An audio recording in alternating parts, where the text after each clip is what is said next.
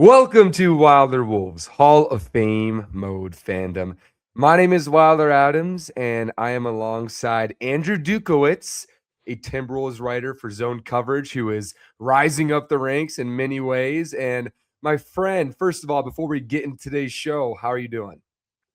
Good. Made it home yesterday in the snowpocalypse that we had. That's always important. And outside of the foot of snow I can see gathering on my window, I hopefully will make it to Wolves practice today and everyone will be alive. Dude, I couldn't get out of my driveway yesterday with the snow. It was just like kept getting stuck in snow, and I almost drove into a ditch. So, if that's an analogy for the way the Timberwolves shot the other night, then we can maintain that because let's get right into it and talk about the Timberwolves Phoenix Suns game because that was an interesting loss because Anthony Edwards, of course, was fantastic. But outside of Anthony Edwards, Randall's okay. Rudy Gobert got ejected. Some interesting stuff. I want to give you the floor, just like recapping the Suns games. What was your biggest takeaway? Yeah, I mean my biggest takeaway is probably just this team. They have enough to beat anyone, but they also, if they don't start right, can lose to anyone in the league as well, which, it's kind of been the story of this team the last probably 2.5 years, even dating back to the first year of the Rudy trade. They would lose to kind of lesser quote unquote opponents. The first Western Conference Finals run, I think that was a frustration that they dropped games to teams that they shouldn't. Last year, the back-to-back loss to Portland always triggers in my mind. The loss to the Pacers with Obi Toppin. It just seems to be in the DNA of this team that when they see a team that they don't deem, I'm not going to say deem worthy, because that's probably being too philosophical about it. But I think they look at a team and they see oh, Devin Booker's out, Jalen Green's out. All right, this will be an easy one.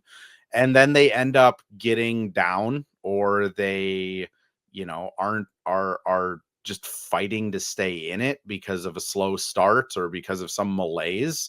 And what we've seen is most games they're able to come back into these, whether it's Anthony Edwards heroics, whether it's role players doing really well. But against the Suns, I think Rudy Gobert getting that flagrant 2 and getting ejected really hampered them being able to come back. I mean, if Gobert's in the game, they probably win it. If anyone shoots the basketball better, I mean, Jaden 1 for 7, Dante 1 for 7, Nas 2 for 12, Mike 0 for 5. If any of those four just hit 2 or 3 shots, they probably win the game. But because they get into this hole where they're down or battling, they really need everything to go right the rest of the game, which a Rudy injection definitely going wrong. 4 of their 8 rotation guys being cold, definitely not ideal. And I mean, the other thing I'll say for Rudy is the dude gets hit in the head 12 times a game. Everyone has their breaking point. I'm not going to sit here and be Rudy, you're the worst guy in the world for taking a swing at somebody. I would have taken a swing at somebody significantly earlier every season, but maybe he got the message across that if you keep hitting me in the head, I will punch you. And maybe that's enough for him to not get hit in the head as much. Man, I don't think the fans that night liked the refs at all. I'm not somebody who, for fun, it's fun to pick on refs and blame the refs for everything and say they're the reason why they lost. And they weren't the reason why they lost, but I thought it was kind of crazy with some of the stuff that we see with this Timberwolves team all the time, that was the thing that gets Rudy Gobert ejected from the game. I understand it, by definition, if it's intentional, if it's unsafe, it can qualify as a flagrant 2, but just the intuition, I think, because it never came off as one of those hits that was going to lose control of the game. It was just kind of, Rudy kind of jumps in out of position, maybe slightly frustrated, kind of gets him in the air. I get that stuff, but I just thought the refs at certain points of the game I thought they did a pretty good job taking control of the game at times. There wasn't fighting and they didn't really Mm-hmm. tolerate nonsense, which is good. I thought it was ridiculous that with some of the stuff we see throughout the season, that was what got Rudy Gobert ejected, or any ejection for either team. Yeah, and it is important to, like, Rudy did get a flagrant one earlier in the game. So even if they said that was just another flagrant one, two flagrants and you're out. So like I forgot about that. I Yeah. don't think there was a way he would have stayed in that game. I think it's crazy that they gave it a flagrant too, because now if he gets another flagrant, he's suspended for a game, which that could come back to haunt them in March or April. But these are the games, right, where like Rudy usually has really good games against bad teams, and I think a lot of people are now like look at that and they analyze it and they say like, well, Rudy's only good against bad teams. When in reality, it's more of like Rudy's the only guy that really tries against everybody. So against bad teams, he has good games because some of the other players like energy level isn't up there. Whereas Rudy is he is a professional. Like that is when they made the Rudy Gobert trade, that was probably their biggest selling point, is that Rudy Gobert is a professional. He shows up, he works, he does everything every game. Sometimes he can get down on himself if he's not getting involved in the offense, but like first quarters, Rudy is always like there playing hard, doing all of the Rudy things. And again, like if he doesn't get kicked out of the game, they probably win it. It's not all on Rudy. I know some fans have been saying like, oh, Rudy just can't do that, which like I agree, but also he gets hit in the head a lot. I would stand up for myself at some point too. And then like you mentioned, the shooting was pretty abhorrent. I mean, again, 1 for 7 Jaden, 1 for 7 Dante, 2 for 12 Nas, 0 for 5 Mike. That's just tough to overcome when 4 of your 7 guys are just kind of nothing on offense. Yeah, and I don't so this isn't the most like X's and O's analysis. This is kind of fanalytics in a way. But have you ever had like in life, whether it's like a friend or like a partner or a mentor, anybody like that, and the moment they walk through the door, you could just tell they're in a bad mood, like don't do anything? Yeah, of course. I was watching the body language of some of the players on Monday, and it just felt so lethargic. Like Jaden McDaniels, Naz Reid, they did not look like they wanted to be there. It looked like they wanted to shovel snow.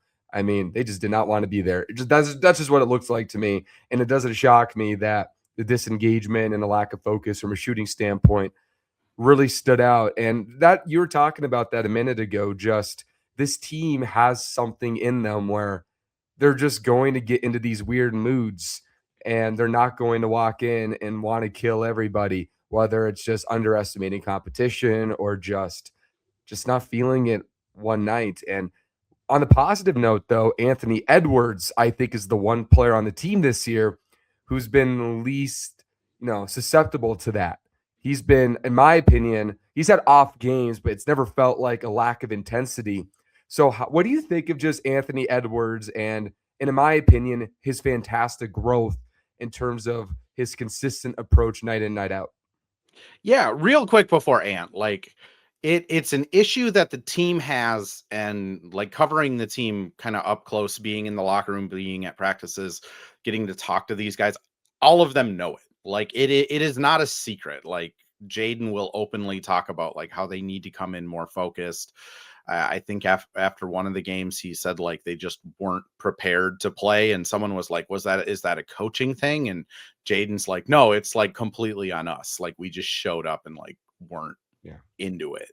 Mike talks about it pretty frequently of how like, it's trying to get these guys to like start games really good and like have that intensity, and Mike just can't be that spark anymore. Like Mhm. he's 38 years old in his 18th season in the league. Like if Mike is your spark for intensity, that's probably not a good thing for this team. No. But on the flip side, like the upside of this team, when they get that 7 or 8 minutes against New Orleans in the fourth quarter and just blow them out of the water, like that's the upside. When they are locked in, when they are like everything's clicking, they're a top 5 team in the league, and I don't think it's particularly close to to, being like a middle of the road team. With Anthony Edwards, though, in particular, like I always find it really hard to poke at Ant too much because, like, again, like the Phoenix game, he scores 40, right? Like Mhm. the guy is doing what a superstar should do. I do think, there are fair criticisms with Ant. Like his assist numbers are not very good for a guy that gets doubled the second he crosses half court most games. Phoenix actually just kind of did single coverage and threw Brooks on him and said, well, score if you're going to. And Ant certainly did. But, he has shown that he's more locked in. He's shown that he's starting to figure out the double teams more, where he's making that right pass out of it to start like the rotation and getting the defense on its heels. His defense has been better. I still wouldn't say it's like elite at all times. Like I think second half Anthony Edwards defense is awesome. First half, I think he's still kind of trying to get it kicked into gear. But like I think he's unquestionably the fifth best player in the league. I know people outside of Minnesota can throw out different names, but I think you have like Jokic, Shea, Luka, and Giannis, and then Ant's probably that fifth guy right now, which that's a testament to Ant because there's not too many people in the history of basketball that have been in that top 5 range as young as he is. And I would kind of expect him to continue growing this year. I do think there are things that he wants to get better at. He talked to us after the game against the Suns about wanting to get into his mid-range more, that he's just not 100% confident in it. So a lot of times he'll stop on like the free throw line jumper and he'll pass out of it instead of just take it. So I do think there is like a next level of Ant even this season, but at the same time, like, again, it's so hard to poke holes in him because he's so good every night. Mhm. Yeah, and he's clearly reached another level this year in terms of the variety he's giving you offensively. That Mhm. Suns game was super exciting. I believe he shot 7 for 9 from mid-range, and you're mentioning it. He's sometimes it's threes or layups, and, I think Finch has been pretty anti getting to the mid-range, and just for Ant getting wherever he wants, get to the rim, get to the three-point line makes a lot of sense, but the Suns are giving him the mid-range, and there was zero hesitance. He was getting to his turnaround fadeaways multiple occasions in the second half. He got the free throw jumper. It's just he's reaching a level offensively where he can pretty much get to whatever spot he wants offensively as a scorer. And I think he was kind of missing that last year because I thought his rim finishing was shaky, his mid range, not a ton of confidence. He's clearly ascended another level. And I agree he's sometimes unfairly criticized, particularly in local media. I feel like there's like this giant disconnect between what the media thinks of Ant locally and what the fans locally think. Because, I kind of like to think of this show as sort of a bridge between the two.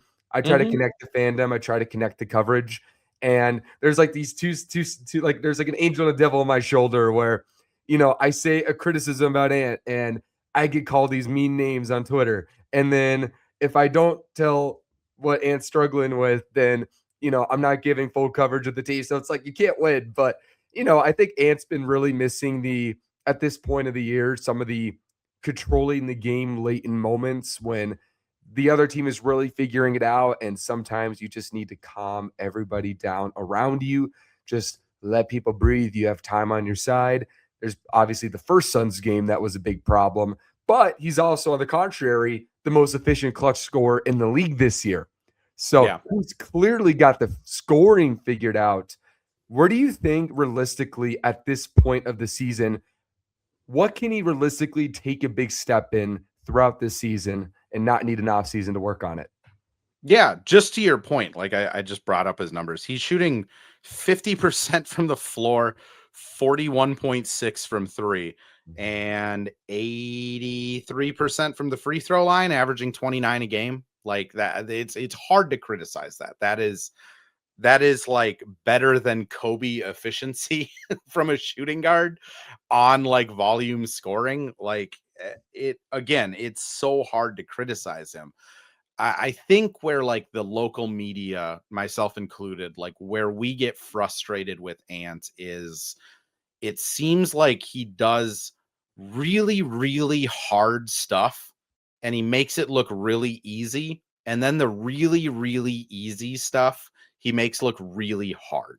Yeah. Like crossing, I think it was against the Kings where he gets an inbound pass. He's trying to bring the ball up and he jumps up to make a jump pass and just doesn't pass it and gets a turnover with like a minute left. And it's just like, you just can't do that, right? Like that's something that like even though you're not a natural point guard, like you can't do that. So like that sticks out. He's averaging his second lowest assists per game in his career, short of only his rookie season. The assist percentage with Ant on the floor versus off the floor is pretty stark as well. I think those are the things that like when you're with this team constantly covering it, you see those deficiencies and you kind of go like, oh, that's going to be a really big problem in the playoffs because like teams pay attention to this stuff Yeah. and there is some stuff that like you can easily negate it, like having someone else bring the ball up the court, but we've seen that's not a good Dante look, that's not a good Jaden look. Mike can't play 38 minutes a game anymore. Bones, who I know we're going to talk about, is pretty good at that. But like Ant, when I'm looking at like what realistically he can get better at, Finch acknowledged it a couple weeks ago of just Ant is the point guard of this team. I mean, for lack of a better term, they are going full Houston Rockets, James Harden. Like you look at Dante is essentially your Eric Gordon. Jaden is your Trevor Ariza, Rudy's your Dwight Howard, and Julius is your significantly better than Ryan Anderson. Yeah. Like they are just going full Houston, where it's just all right. Ant's gonna have a 40% usage. Julius is gonna run a lot of offense through him, but probably not gonna have the 30% usage that he had in New York. And we're just gonna let Ant grow, which I think I immediately get flashbacks to like that Zach LaVine rookie year where they tried to make him a point guard and it was a disaster.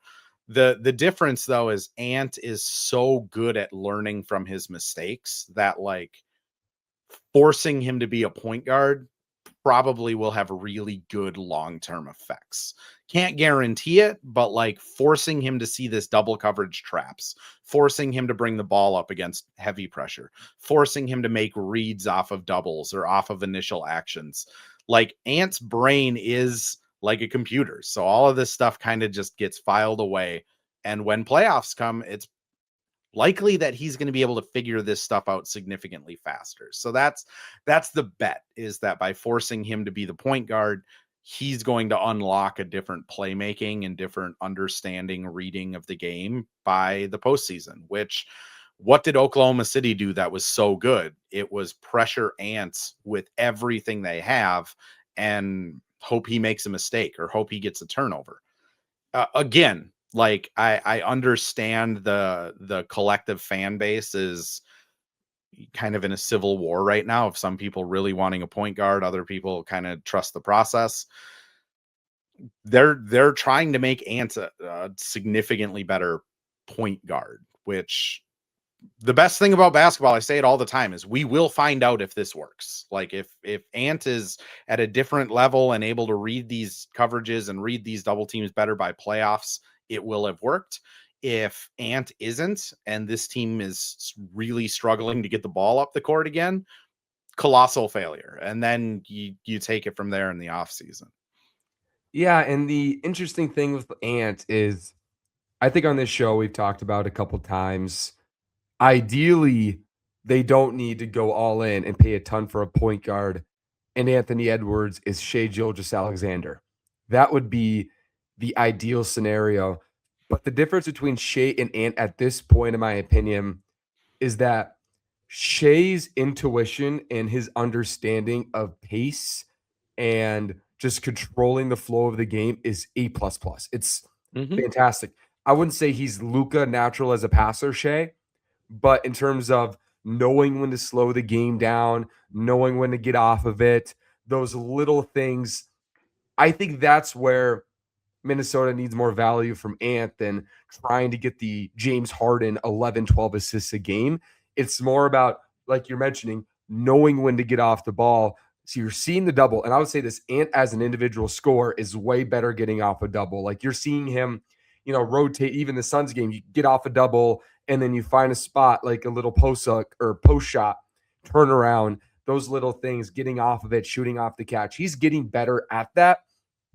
But sometimes I do feel like Anthony Edwards, in terms of a passing accuracy standpoint, sometimes when the pace really speeds up, understanding how to slow it down, you could tell he likes the intensity. And sometimes you have to channel that intensity. It's like, oh, you want to speed up? I'll speed up with you and I'll do it better. I think Ant kind of thinks like that, but just understanding the four other guys on the floor, if you're going to speed up, everybody else is going to speed up. And maybe you're effective at that.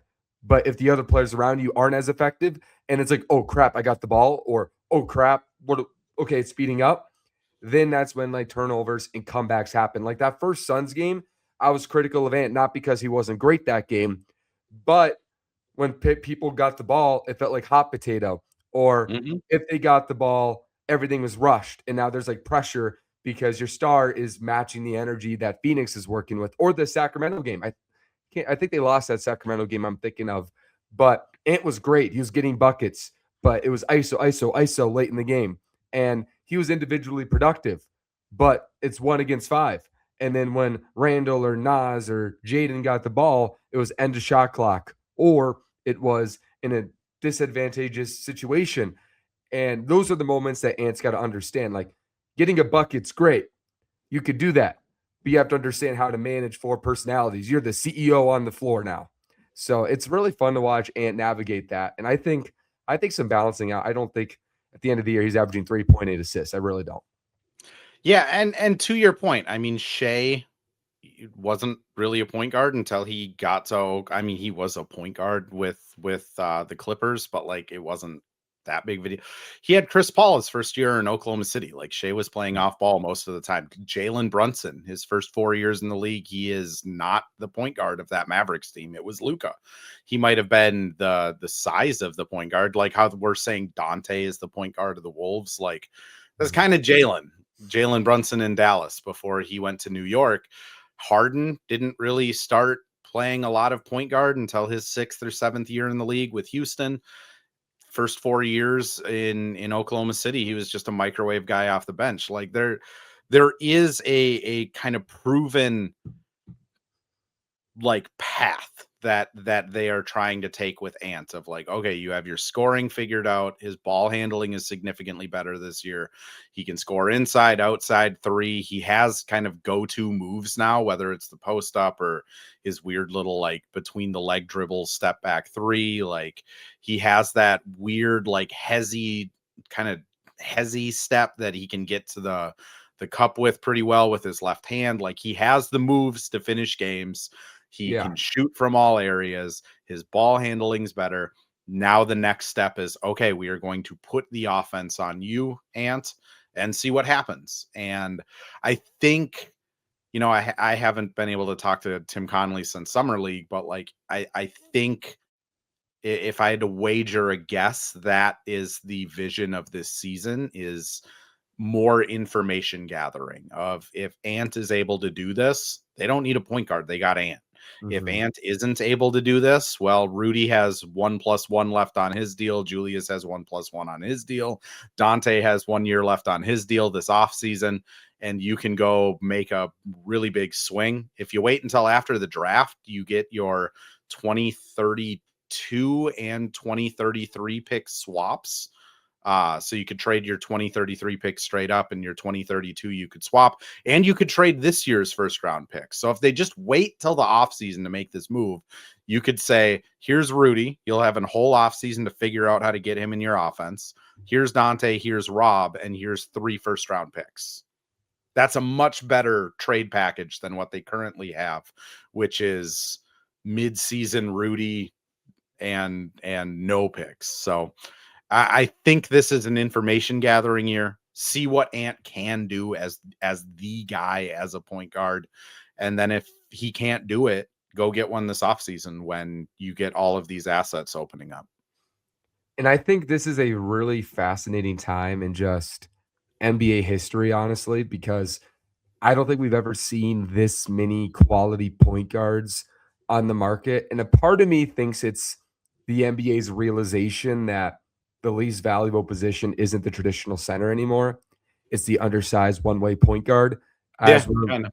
as we're moving to like Anthony Edwards and Shea and all these guys who are bigger running your offense. I mean, Dallas is trying it with Cooper Flag. That's where it feels like it's going. So you're seeing guys like Garland and Ja and LaMelo and Trae Young potentially in the trade market. And the question is, like you're saying, does Anthony Edwards need a Darius Garland, or does Anthony Edwards continue the track of where the league is going? And I think framing it that way, it gets tempting when you see all these big names at the trade deadline. Ooh, we might have to deal these guys right now, but they could be there in the summer. A lot of those guys, like I'd be shocked if Trae Young's dealt this year. I'd be I think shocked. Darius Garland's still there. I think LaMelo's probably still there. Like, the reality of the new NBA with the apron penalties is in-season trades are really hard if you're in the first or second apron. So honestly, most of these guys will probably be there in the summer, and it'll be a lot easier to trade for them.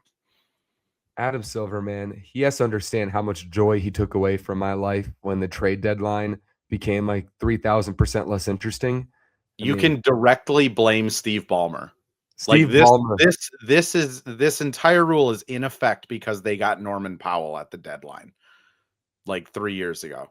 It was, how are the Clippers allowed to trade for Norm Powell to add to this super team? And then they kind of crushed being able to trade.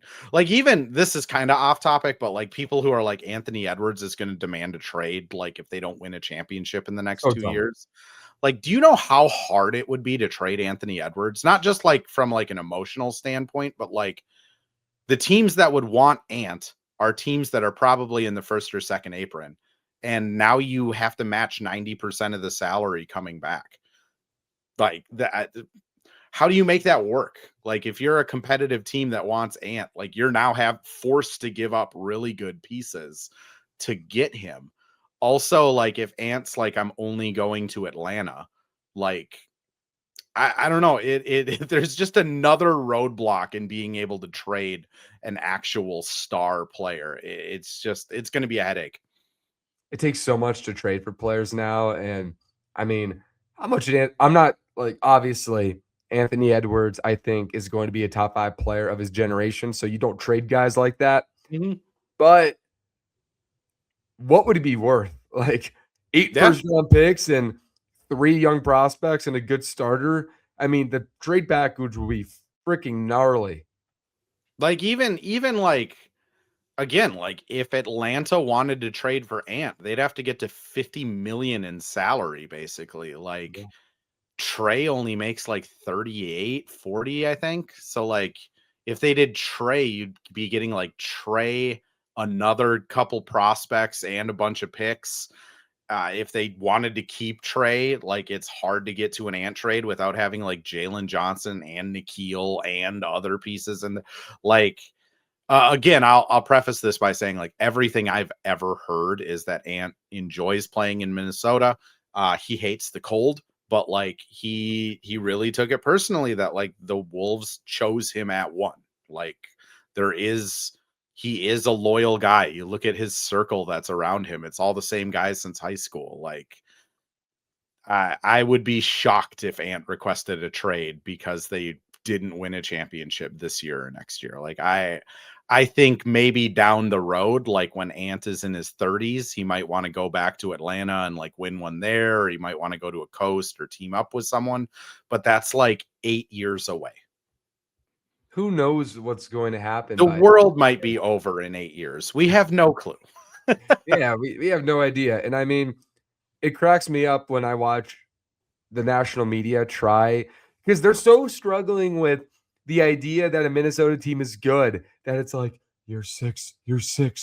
We got to make a Minnesota start trade rumor. We got to do it. And then I hear Kendrick Perkins like try to throw a rumor out like out of his ass And I'm Yeah. just like, bro, first of all, predicting like a star player in the modern NBA going to a different team is like predicting you're going to drink water tomorrow. I mean, Yeah. it's just, it's one, it's the least hot take ever. And number two, nothing has happened. So Yep. it just cracks me up. Just the steam they try to make. It's like there's nothing going on in the NBA because it's really hard to make a trade right now. So let's make fake rumors with no base of reality. And it's crazy, man.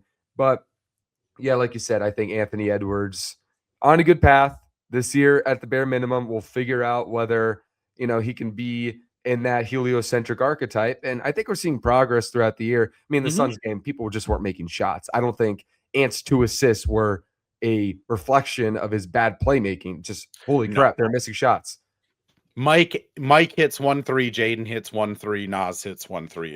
It's a Wolves win. Like that's how close that game was. Rudy doesn't foul out, it's a Wolves win. Like I think it's a bad loss because like he just shouldn't be that close with a Phoenix team that's best player is Dylan Brooks on the floor.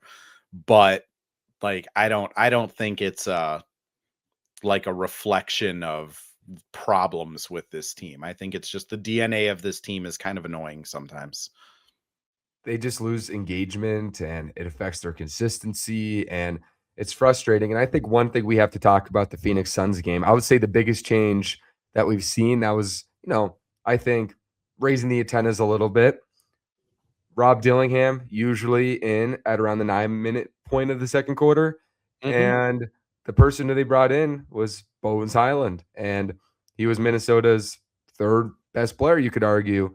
14 points, highly efficient, made big shots.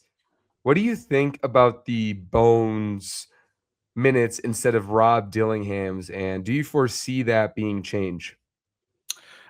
So Finch went to Rob and Bones before the game and explained to them that this was happening. Like he post game when we asked him about it, he's like, we're 25 games in or whatever. Like it's time to start trying stuff.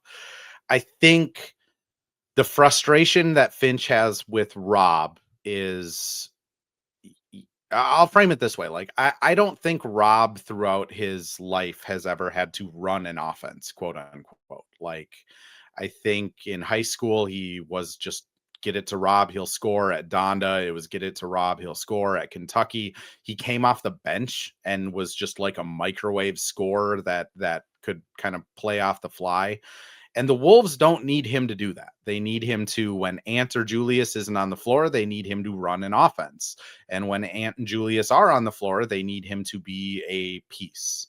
One of the like best parts about Nikhil is he understood that, right? Like when there wasn't the juice on the floor, Nikhil would kind of take things, be aggressive, try and push pace. And when there was the juice on the floor, he would be decisive. He would shoot threes when it came to him. Like it was quick decision making. And Rob, when he's been trusted to run the offense, I think it's been really tough. Like the turnovers, it seems like he either has 0 turnovers or 2 or 3, and it's like in 8 minutes. And 3 turnovers in 8 minutes will kill a team, right? Like that's theoretically a 6 or an 8 point run on the other side just off of turnovers. And then the other thing with Robin, I think fans have been seeing it more, is he's really indecisive.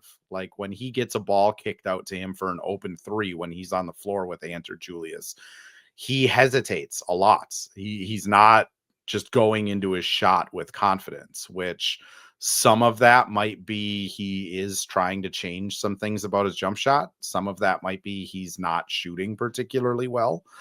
But even when he drives to the basket, there's a lot of like jump up in the air and kind of panic passes. There's been a lot of missed layups. He's not really looking for like the floater or mid range, which he does have. Like he had it at Kentucky. He's just completely kind of left that part of his game off.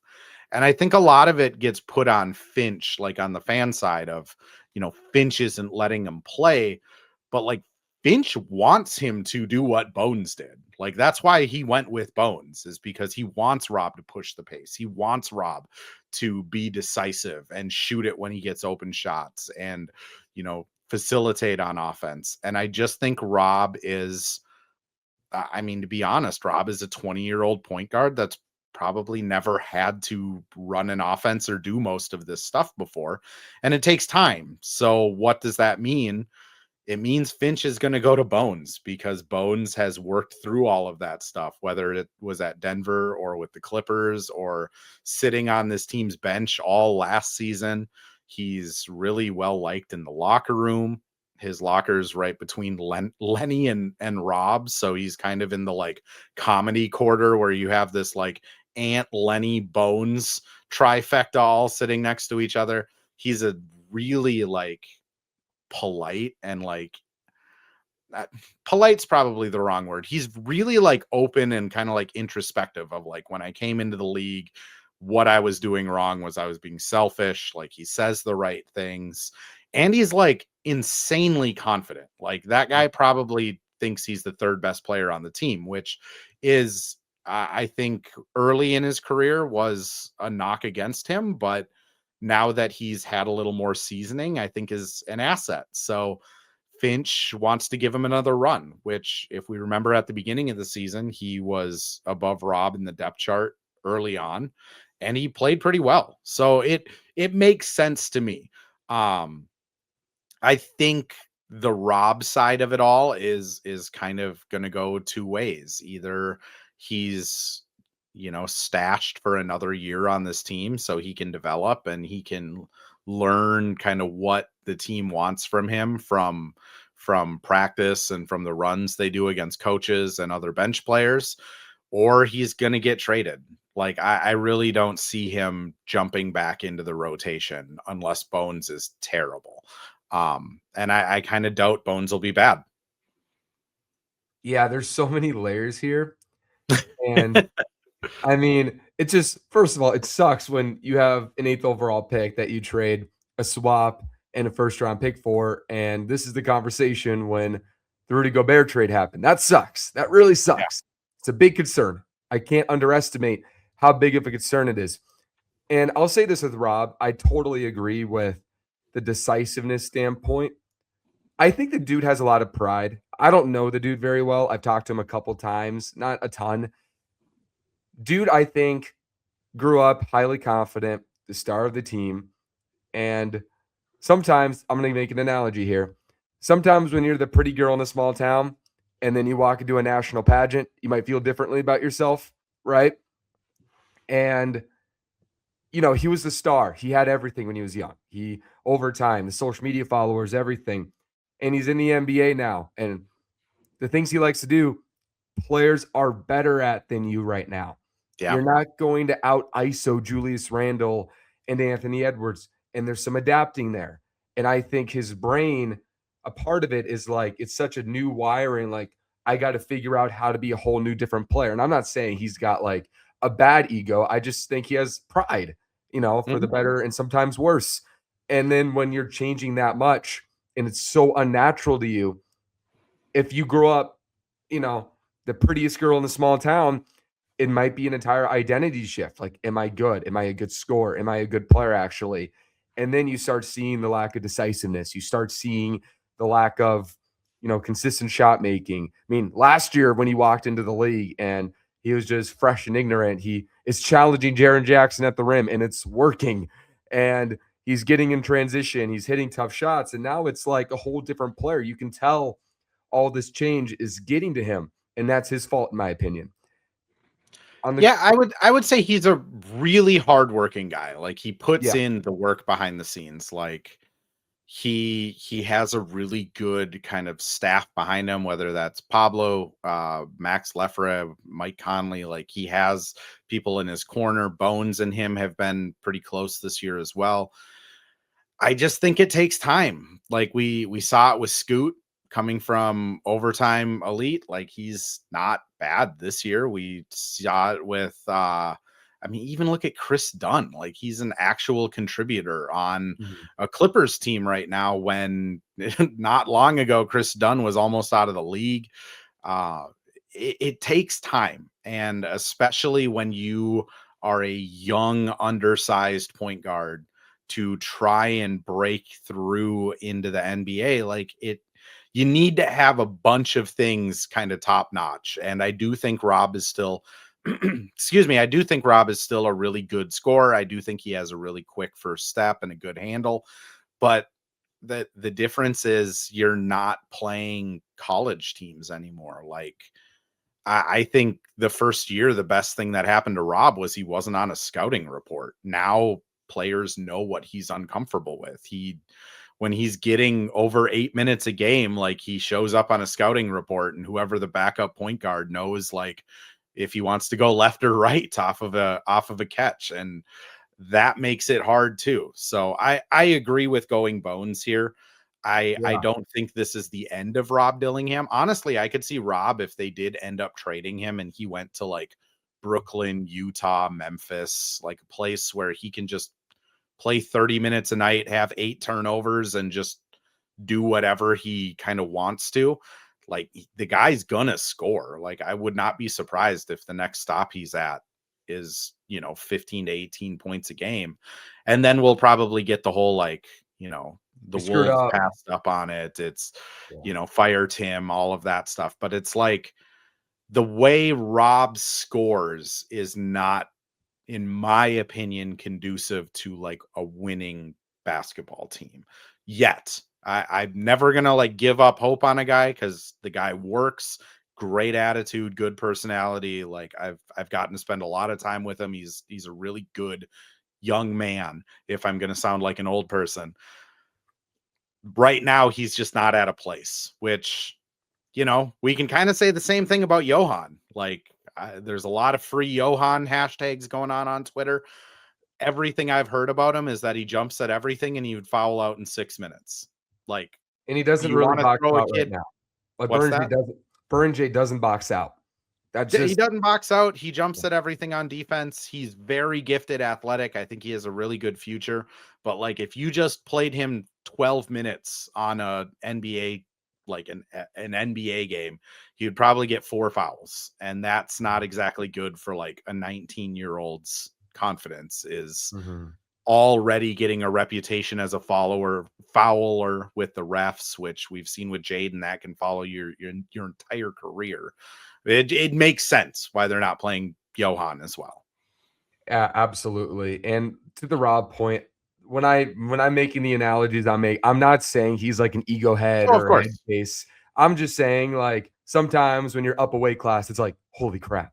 Yeah. And I think you can see it. You can see it on the court. You can Hmm. tell he's doubting his own ability right now. And I think a decisive Rob Dillingham is a really gifted scorer. I really do.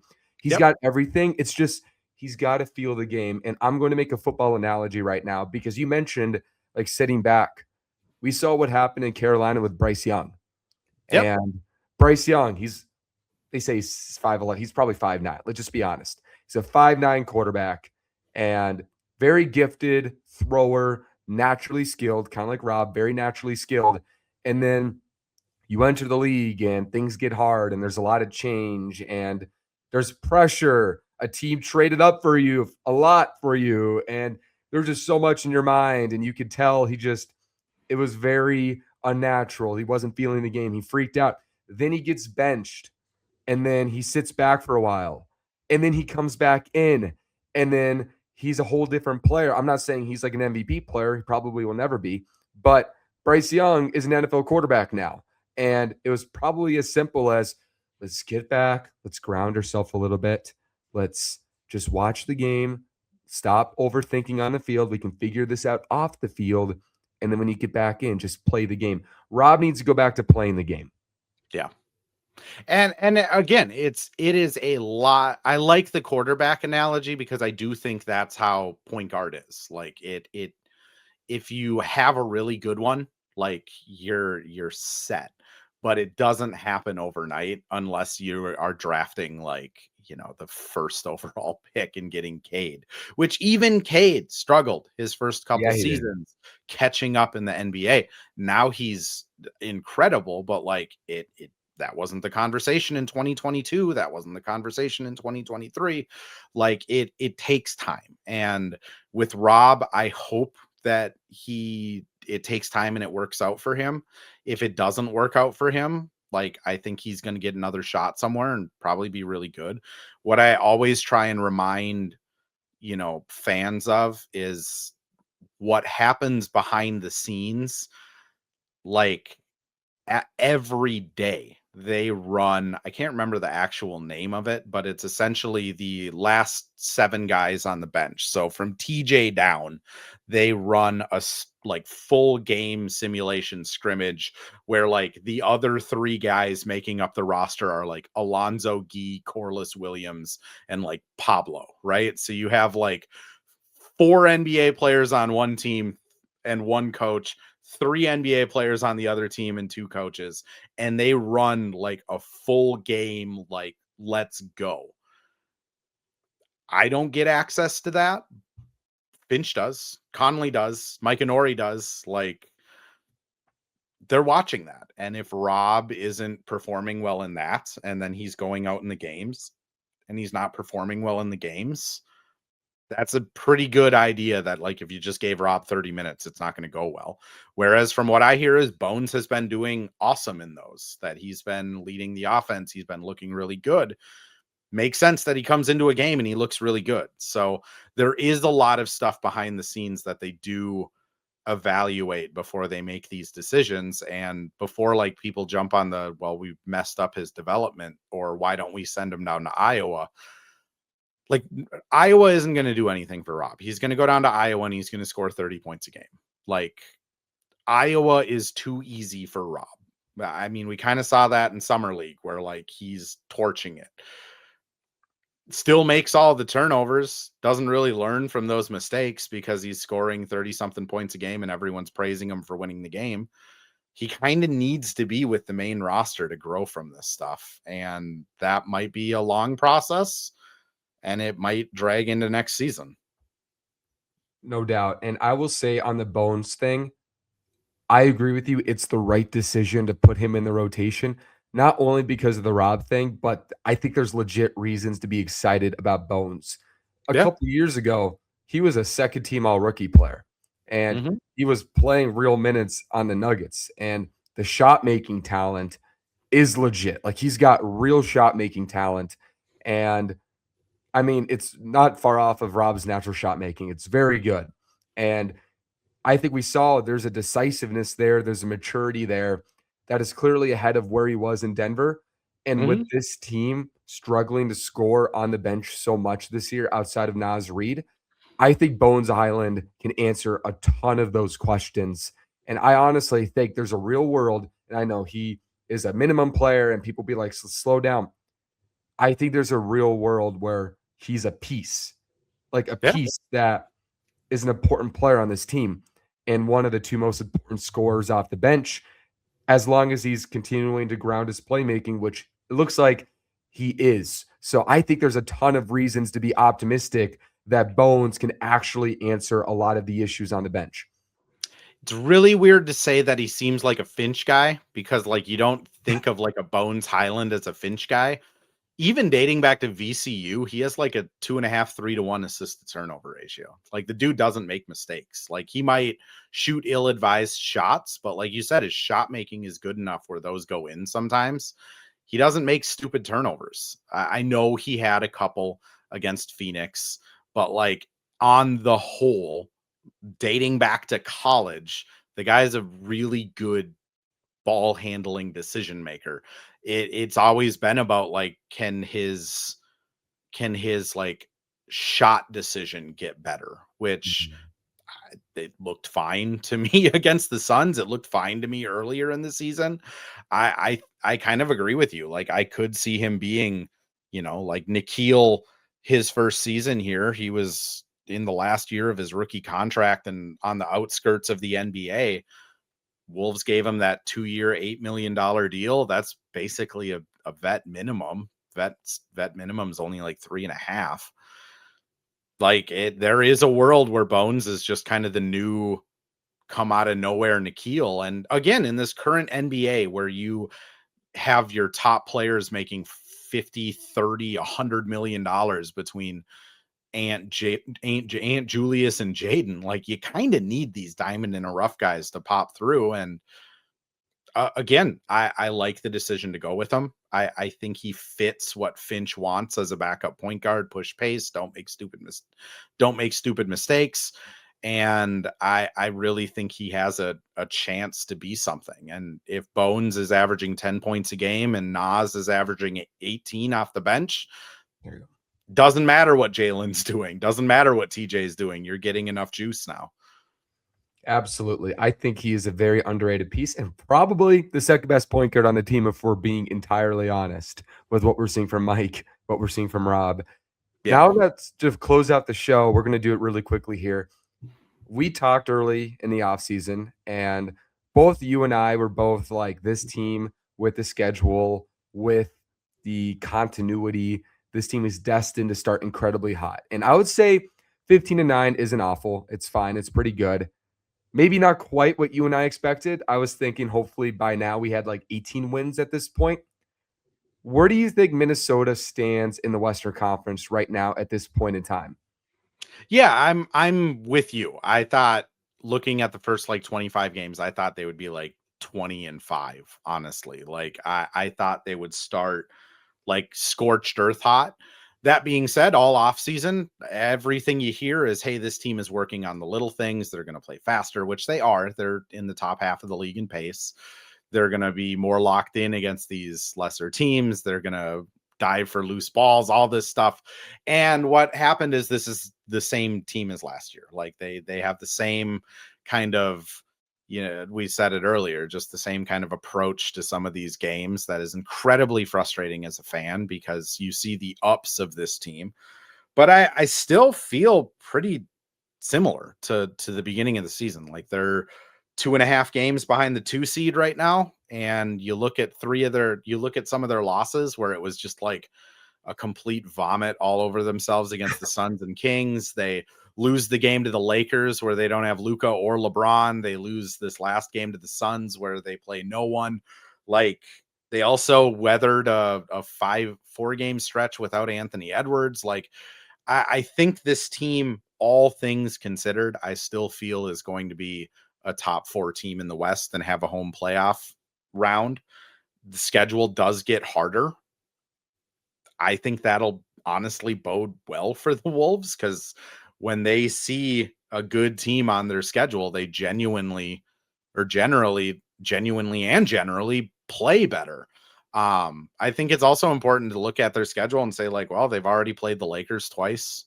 They've already played Denver twice. Like they've already played Oklahoma City once. Like they have gotten through some of the tougher opponents on their schedule. It's just if they can win enough games, which I still feel pretty confident that, the 2 seeds within reach, I could see them getting that if they kind of lock in and start taking care of business. If they don't, I think they'll probably be through the 4 seed. I really don't think the Lakers pace is going to keep up. I think Denver's pretty much where they're at. I don't really believe the Spurs are going to stay ahead of the Wolves in the standings. I don't really see anyone underneath them that's going to leapfrog them. So like Oklahoma City, Nuggets, Rockets are probably the top 3. If the Wolves don't lock in, they're the 4th. If they do lock in, they're probably the 2nd. And I'm pretty bullish on that. What I will say to add on to that is this team is already ready for the playoffs. Like they're ready for the playoffs to start. I think it was Ant who talked about it after the Suns game of just like, we got to stop overlooking these teams, but like we want the playoffs to be here, which like that's encouraging to hear as a fan, because it means that once those playoffs start, they're going to be locked in. Yeah, I don't know. How about you? Do you kind of feel the same way, or do you feel they've maybe taken a step back? Step back wouldn't be fair just because how we saw them start last year.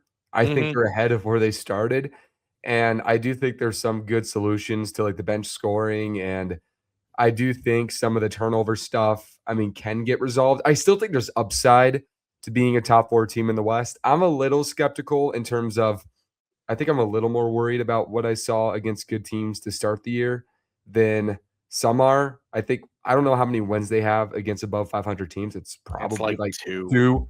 Yeah, Yeah. so and those games like the Celtics without Tatum and not fully Spurs healthy teams, without this Wemby. yeah, so, like, I haven't seen them beat really good teams, and I have seen them against good teams really get beat up in a possession battle, whether it's the turnover issues. The rebounding, I think, is not talked about enough. Like, Rudy's drop in rebounding production when they play good teams, and a lot of the time, other players don't help. I have some real worries about that, and I think if Minnesota is a top 4 seed, they figure out the possession battle against good teams, and they figure out some of their bench scoring. I don't think they're there yet, but if they can figure out those things, I can see them at like 4. But at this point, they're probably like 6 or 7. I'm just kidding. But at some point, I think they really have to figure out that aspect before I really gain my confidence again against good teams. I think that's completely fair. Like I feel one way, and I'll be honest, like that is still, I know I say it all the time, but like I am very slow to change like my kind of big picture opinions. They're a little worse than I thought they would be, but like I just have that confidence that they'll figure it out. The rebounding issue is interesting though. Like I do think, you know, it's not talked enough about that this team, like, just they're running a lot less like straight drops. They're having Rudy switch onto people a lot more, which like Rudy is, I think the last time I looked, he's the number 1 perimeter isolation defender in the league, which is insane considering like Terrence Mann torched the Jazz in a playoff series because Rudy couldn't defend on the perimeter. But like they've been running a lot more of the switching scheme.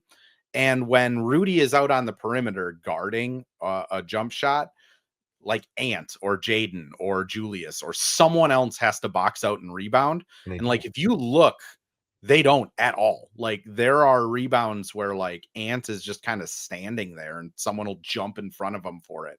So like I think those things are easy to figure out, but it honestly is like almost a cheat code for opposing teams to get Rudy switched onto them in a man now, Mhm. miss the shot, and then get the rebound for a layup, which is like exploiting a Rudy a different way, but also like the rest of the team needs to rebound a little bit. Yeah. Anthony Edwards under 5 rebounds, Jaden McDaniels under 5 rebounds. That's just not acceptable. Dante, he's a quietly He's good a little rebounder when guy. he wants. He's a little guy, but it's a team effort. I think Yeah. especially from Ant and Jaden. I think Nas is rebounding better lately. Nas So is doing better. I will give Nas that. I completely agree with you with Ant and Jaden. Like, there's a reason you look around the league and like Luca's on triple double watch. It's because he actually boxes out and rebounds. Like mhm, Shea on triple double watch most nights. It's because he rebounds. And Ant and Jaden both, Jaden, I think I give a little bit of grace because he's out on the perimeter defending a lot too, and it's hard to like defend a shot, land, and then scream back in there for a rebound. mhm. Ant's not guarding the primary ball handler a lot of times until the fourth quarter. So it's like Ant's just like hanging out in the corner guarding someone. And then like Rudy's up in perimeter defense, shot goes up, and like Ant's guy just kind of like wanders in front of him. Here we are like dissing Ant again while the guy is putting up like historic numbers and is the 5th best player in the league. Again, it, I think the local media, myself included, the reason we rag on him is because it's like the things he could do better are like the easy things in basketball. Like just box Mhm. out. You'd get Box 8 out. rebounds a game if you just box out the corner. Yeah, it's so funny. Just it's when you're the 5th best player, you can praise him while also holding him to the standard of the 5th best player in the league. I think that's where the disconnect is. If you're Yeah. critical of Ant, you're a hater of Ant. It's like, no, he's great. He's Love great. him. He's awesome. Yeah, Delightful man. but Like I genuinely have never had a negative interaction with him. He's the 5th best player in the league. That being said, like he could be if you just 3rd. He boxed could be out the 2nd. corners, you'd get 8 rebounds a game, and that would look really good on your MVP resume. That's the difference between the 5th and the 2nd or 3rd best player in the world. Like, it's so Yep. easily there. Like, it's such low-hanging fruit Yep. what he can be, and there's a world he could be the best player in the league. I mean, Yep. I think Shea right now is the clear candidate the next 10 years, and we'll see if Wemby stays healthy and there's some stuff like that, but Anthony Edwards could be as good as he wants to be, and he has all the skills, he has all the intangibles.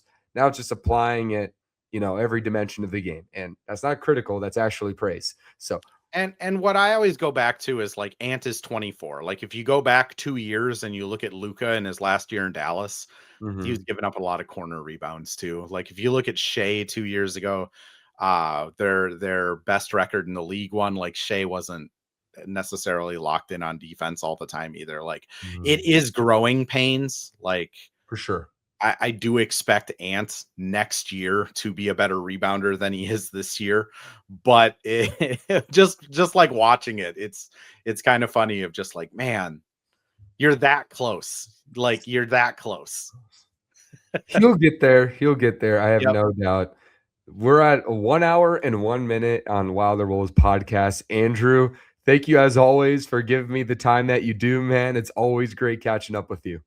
Hey, I appreciate it. And if there's one thing I'm good at, it's going over time on podcasts. So You and me both, brother. Thank you so much. And everybody, if you haven't subscribed to Wilder Wolves, it would mean the world to me. We're going to continue covering this team throughout the season. Whether they get a rebound, whether they don't, we'll still be talking about it. And it's a pleasure. Follow everything Andrew does. He has, big stuff ahead of him that I'm not going to say because that's his stories that he should be giving out himself because he's earned that. And continue following stuff on zone coverage. He's the best. He's got such a bright future. And thank you all so much. This is Wilder Wolves, Hall of Fame mode fandom.